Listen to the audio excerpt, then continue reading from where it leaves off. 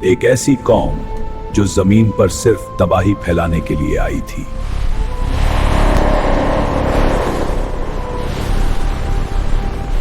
یاجوج ماجوج ایک ایسی خوفناک مخلوق جو درخت جڑ سے اکھاڑ دیتی تھی، گھروں کو مٹی میں ملا دیتی تھی، اور انسان صرف بھاگنے پر مجبور تھے۔ وہ لوگ ایک عظیم بادشاہ کے پاس پہنچے جو عدل و انصاف کی پہچان تھا۔ ڈرو مت، میں تمہیں یاجوج ماجوج سے بچاؤں گا۔ اور ایک ایسی دیوار وجود میں آئی جسے کوئی طاقت توڑ نہ سکی۔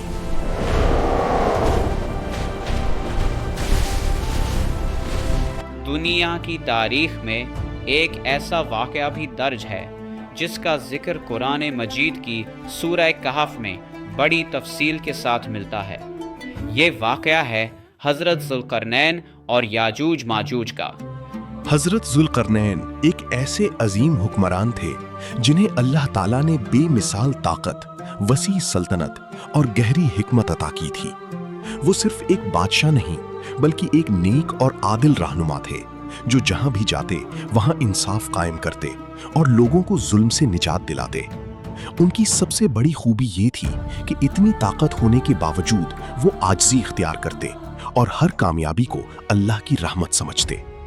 حضرت ذوالقرنین نے اپنی زندگی میں مختلف سمتوں کا سفر کیا، مغرب کی طرف گئے، پھر مشرق کی طرف، اور آخر کار ایک ایسے مقام پر پہنچے جہاں دو عظیم پہاڑ آمنے سامنے کھڑے تھے۔ یہ جگہ عام علاقوں سے مختلف تھی۔ یہاں ایک ایسی قوم آباد تھی جو نہ ٹھیک طرح بول سکتی تھی اور نہ اپنی بات آسانی سے سمجھا سکتی تھی، مگر ان کے چہروں پر خوف اور پریشانی صاف ظاہر تھی۔ یاجوج ماجوج دو ایسی وحشی قومیں تھیں جو زمین پر شدید فساد مچاتی تھی۔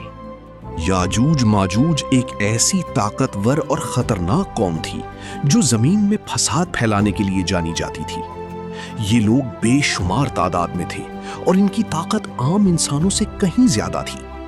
جہاں یہ پہنچتے وہاں تباہی پھیل جاتی، درخت اکھاڑ دیے جاتے، کھیت برباد ہو جاتے اور گھر لمحوں میں مٹی بن جاتے۔ ان کی رفتار بھی تیز تھی اور ان کا حملہ بھی بے رحم ہوتا تھا۔ وہ کسی قانون کے پابند نہیں تھے، نہ کسی ضابطے کو مانتے تھے اور نہ ہی کسی پر رحم کرتے تھے۔ ان کے حملوں کی وجہ سے قریبی علاقوں کے لوگ خوف اور دہشت میں زندگی گزارنے پر مجبور تھے۔ لوگ اپنے گھروں کو چھوڑ کر پہاڑوں اور محفوظ جگہوں میں پناہ لینے لگے۔ صورتحال یہاں تک پہنچ گئی کہ ایک پوری قوم ان کے ظلم سے نجات کی دعا کرنے لگی۔ یہی وہ وقت تھا جب مدد کی تلاش شروع ہوئی۔ ان کے مظالم سے تنگ آ کر ایک قوم نے حضرت ذوالقرنین سے فریاد کی، اے اللہ کے نیک بندے، یاجوج ماجوج نے ہمارا سب کچھ تباہ کر دیا ہے، ہمارا جینا حرام ہو گیا ہے۔ ہمیں ان کے ظلم سے بچا لو، ہم اس کے بدلے جو مال و دولت دے سکتے ہیں دینے کے لیے تیار ہیں۔ اے ذوالقرنین، اگر آپ ہمارے اور یاجوج ماجوج کے درمیان، پہاڑوں کے درمیان ایک مضبوط دیوار بنا دیں تو ہم بچ جائیں گے۔ حضرت ذوالقرنین جو کہ ایک نیک اور عادل بادشاہ تھے، انہوں نے فرمایا کہ مجھے تمہارے مال و دولت کی کوئی ضرورت نہیں، اللہ نے جو مجھے عطا کیا ہے وہ میرے لیے کافی ہے۔ بس تم لوگ اپنی محنت سے میری مدد کرو تاکہ میں تمہارے اور یاجوج ماجوج کے درمیان، پہاڑوں کے درمیان ایک مضبوط دیوار بنا سکوں۔ چنانچہ حضرت ذوالقرنین نے لوہے کی بڑی بڑی تختیاں منگوائیں اور انہیں دو پہاڑوں کے درمیانی درے میں چن دیا۔ پھر انہوں نے حکم دیا کہ اسے آگ سے تپایا جائے۔ جب لوہا دہک کر آگ بن گیا تو انہوں نے اس پر پتلا ہوا تانبا انڈیل دیا۔ یوں ایک ایسی مضبوط دیوار تیار ہو گئی جسے پار کرنا یا اس میں سوراخ کرنا ناممکن ہو گیا۔